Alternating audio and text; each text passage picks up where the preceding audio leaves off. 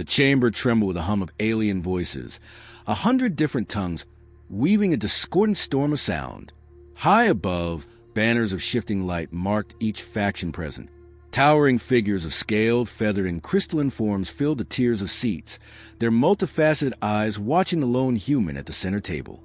Evelyn Rain sat small among them, hands folded, face unreadable. She was the single representative of her species, the only voice humanity had been allowed to bring to this final council. The Vorin Chancellor leaned forward, mandibles clicking. Humanity has spread too far. Your colonies violate ancient boundaries. Your fleets breach our trade routes. You will surrender 27 frontier worlds and dismantle all military infrastructure. There will be no negotiation. The chamber quieted. Evelyn did not respond. She sat still as stone, eyes fixed on a holographic star map hovering above the table. A flicker of disdain passed through the faces around her. The Skrell delegate chuckled, a sound like glass grinding on metal. Perhaps they do not understand the terms. Their minds are slow like their ships. Another voice rose, a deep rumble from the Krovar warlord. If they resist, let the cleansing fleets burn their worlds. This council wastes time on vermin. Evelyn's lips twitched faintly, almost like amusement, though no one could be sure. Across the tiers, whispers began to ripple. The humans had always been unpredictable, too reckless, too adaptive, but here at last they looked defeated. Their colonies were outnumbered, their fleets insignificant beside the vast armadas of the elder races. For the first time, it seemed the problem of humanity would be resolved cleanly, without bloodshed. The Vorin Chancellor's voice cut through the chamber. Accept servitude or be erased. Decide now. You will speak human. Evelyn slowly rose from her seat. The motion was small, unremarkable, and yet the effect was immediate. Conversations died. Even the ambient hum of translation devices seemed to falter. For 2 hours, she had sat silent, absorbing insults, dismissals, ultimatums. No one had expected her to stand. Her eyes swept the room. She did not posture or raise her voice. She simply looked at them, one by one, until the last murmur died. The Skrell delegate leaned back in unease. What is this? Evelyn let the silence stretch, every second tightening around the gathered species like a noose. Do you believe, she said at last, her voice calm and deliberate, that this is the first time humanity has been told to kneel? A flicker of confusion passed among the aliens. No one replied. Evelyn stepped closer to the table, hands resting lightly on its edge. We have been conquered before. We have been enslaved, exterminated, and erased from maps. And every time we came back, you think you understand war. You think you understand loss. But you have never seen a species that treats both as fuel. The Krovar warlord laughed, the sound of guttural thunder, empty threats. You are alone, outnumbered. You are nothing. She tilted her head slightly. So certain, so safe, until you aren't. There was something in her tone, too measured, too unwavering, that unsettled even those who could not fully grasp her words. The room felt colder. Evelyn's gaze drifted to the star map, her voice lowering. Do you know what makes us dangerous? Not our strength, not our weapons. It is that we do not stop. You can burn our cities, and we will rebuild. You can slaughter our people, and we will raise children who remember. You can crush us into the dirt, and we will learn how to breathe in the ashes. Several delegates shifted uneasily. The Vorin Chancellor narrowed his eyes. You stand here with no power. Human, do not pretend that defiance makes you strong. She smiled faintly, the expression unsettling in its serenity. Defiance is not strength. It is a promise. The weight of her words hung heavy in the chamber. No one spoke. For the first time since the council began, the aliens realized they were looking not at a diplomat, but at something they did not understand. Evelyn's calm was not submission. It was calculation, and she was not afraid. The Krovar warlord growled, uneasy now despite himself. What are you planning? She didn't answer. Instead, she stepped back from the table, folding her hands behind her back, posture relaxed. Her silence was deliberate, oppressive. In that quiet, Every delegate felt the same creeping realization. Humans had not come here to beg. The talks, they began to suspect, were no longer about peace at all. Evelyn Rain had stood up, and nothing in the galaxy would be the same.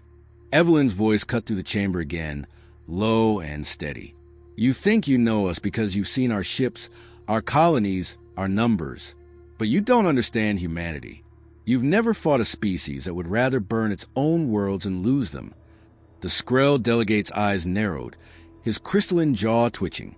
You bluff. You lack the strength to resist. You survive because we allow it. Her gaze turned to him, calm as before. Allow it?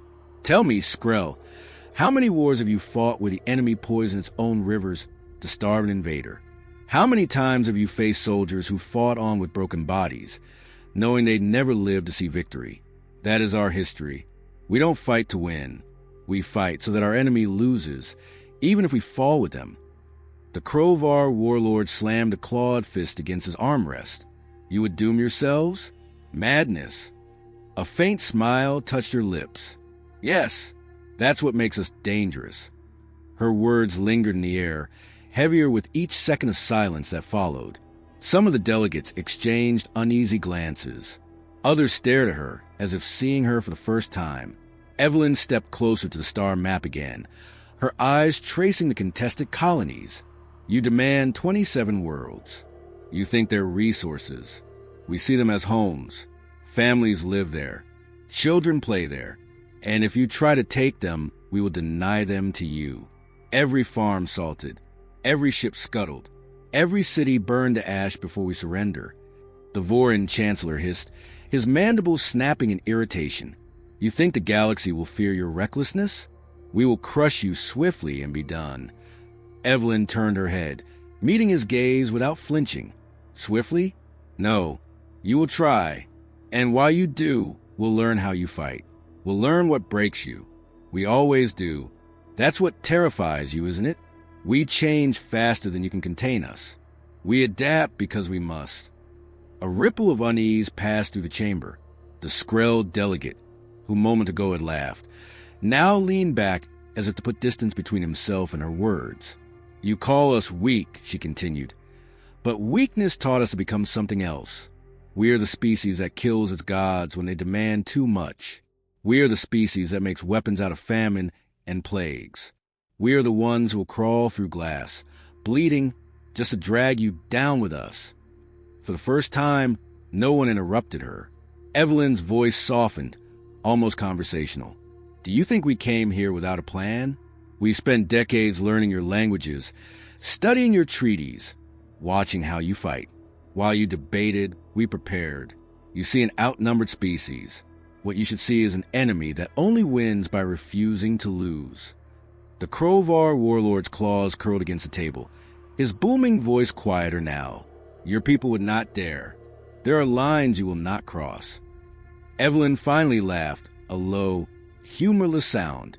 You still don't understand. We don't have lines. We have graves full of those who thought they could draw them for us. Her words settled like dust in a dead room. No one moved. The alien leaders who had mocked her earlier now shifted uneasily in their seats. They had expected a plea for mercy, a desperate attempt at diplomacy. What they had received instead was a lesson in human resolve. Evelyn took a single step back, her hand still clasped loosely behind her. If you demand our surrender, then know this. When the war begins, it will not end the way you think. You might kill every last one of us, but we will make sure you remember us in nightmares for the rest of your days. Her eyes passed slowly over the tiers of delegates, lingering just long enough on each to make them avert their gaze. Humans don't go quietly. We never have. The chamber stayed silent. No one dared to speak. For the first time, the galaxy's oldest powers realized the truth. They were not negotiating with victims. They were negotiating with predators. Evelyn let the silence draw out. Every second a weight pressing down on the council chamber. Then she spoke again, her tone almost casual, as if discussing something inevitable. You believe we came here to plead for survival. You think this meeting decides our fate. But while you sat in your crystal towers, we built options you don't want to imagine. The Vorin Chancellor shifted uncomfortably, his voice sharp. What options? You have nothing that can challenge our fleets. Evelyn's eyes flicked toward the star map above the table. Nothing you've seen. A few of the delegates leaned forward. The Skrell delegate's crystalline hands trembled slightly. An involuntary movement he quickly stilled. You've spent centuries agreeing on rules for war, she said softly. Weapons you wouldn't build, lines you wouldn't cross. Treaties that kept you civilized. Humanity didn't sign those treaties. We weren't invited. A ripple of unease ran through the room. She tilted her head slightly, her voice barely above a whisper now, forcing the chamber to strain to hear. We have weapons. Not tested, not limited, not restricted. Planet crackers. Atmosphere burners. Nanoplague bombs that eat steel and flesh the same way. You've heard rumors. They're true. A stunned hush fell over the chamber. The Krovar warlord finally growled, his voice uncertain. You would never unleash such things. They would destroy your own colonies. Evelyn nodded once. Yes, they would, and we'd do it anyway. That single sentence landed like a blow. A murmur rose among the delegates. Panic mixed with disbelief. The Skrell delegate turned toward his peers. They wouldn't dare. It's suicide. She smiled faintly. It is. That's the point. The room erupted in a flurry of alien voices. Some delegates demanded humanity's immediate annihilation. Others shouted for caution, their fear of what she described battling with disbelief. Evelyn remained motionless, hands still clasped behind her back, letting the storm of voices rage. She did not need to say anything. They understood enough. Finally, the Krovar warlord slammed a claw against the table, his voice booming. Even if this is true, we would still win. We would outlast you. Evelyn met his gaze without flinching. Perhaps. But what would you have left when we were gone? How many of your worlds would still breathe? How many of your fleets would still fly? The question hung in the air, impossible to answer. She stepped closer to the table, her presence unervingly calm. We don't need to win. We only need to make you lose everything you value, every city you cherish, every child you hope to protect. We will salt the galaxy with our own dead if it means you'll remember us as the ones you should never have provoked. The Vorin Chancellor's mandibles clicked nervously. You want us to believe that you would destroy yourselves just to hurt us. Evelyn's smile vanished. Her eyes locked on his. Not believe. Understand. The chamber fell silent again. Evelyn's words carried the weight of inevitability. They all felt it, an unfamiliar sensation none of them had known when dealing with other species. Fear. Her voice dropped to a near whisper. You see a species of fragile bodies and short lives. We see ourselves as the apex of desperation. That is what you've never understood. We survive by being the ones who refuse to stay dead. No one moved. No one spoke. Evelyn leaned slightly toward the table, her tone sharp as a blade. Push us, and you will learn exactly how far we're willing to go. When you sleep, you'll wonder if today is the day one of those weapons lights your sky on fire. When you wake, you'll pray that humans never stand up again. The silence that followed was absolute, and for the first time, the oldest powers of the galaxy realized that they were not looking at an enemy they could crush. They were looking at an enemy that would destroy everything, even itself, just to make sure they never forgot humanity's name. Evelyn let the silence linger until it felt suffocating. Then she straightened, her voice steady and cold. Here's my offer. Recognize humanity as an equal power. Let our colonies stand. Leave our fleets intact. Or we will light the galaxy on fire, and every one of you will burn with us. Her words cut through the chamber like a blade. No threats. No pleas. Just a promise. She turned from the table and began walking toward the exit. She didn't wait for a reply. She didn't look back. The Krovar warlord half rose from his seat, claws twitching, but he said nothing. None of them did. They just watched her go, their voices caught in their throats. The doors closed behind her with a hiss, and for a long moment, no one moved. Then chaos erupted. The Skrell delegate was the first to speak, his crystalline voice high with fear. They're bluffing. They must be bluffing. They're not. Another delegate whispered, shaking his head. "Look at her. She believes every word." The Vorin chancellor slammed a fist against the table, but his voice lacked conviction. "We can crush them. We outnumber them 100-1. And lose half our worlds doing it." Someone else snapped. "You didn't see her eyes? She wants us to try." The room devolved into shouting, factions turning on each other, some demanding war, others begging for compromise. Fear rippled through them like a living thing. Hours later, when the council finally reconvened, the decision was made. Humanity would be recognized as a sovereign equal, their colonies protected.